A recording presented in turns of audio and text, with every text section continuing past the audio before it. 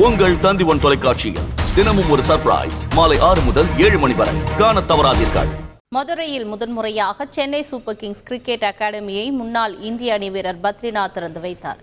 IPL-இல் பிரபல அணியான Chennai super Kings அணி தமிழ்நாட்டில் 12வது மையமாக மதுரை மாவட்டம் சோழவந்தான் நகரி கல்வி இன்டர்நேஷனல் பப்ளிக் பள்ளியில் புதிய அகாடமியை தொடங்கியுள்ளது. இதனை சென்னை சூப்பர் கிங்ஸ் அணியின் முன்னாள் வீரர் பத்ரிநாத் திறந்து வைத்தார். இந்த மையத்தில் 6 வயது முதல் 23 வயது வரை உள்ள சிறுவர்கள், இளைஞர்கள் பயிற்சி பெறலாம் என தெரிவிக்கப்பட்டுள்ளது.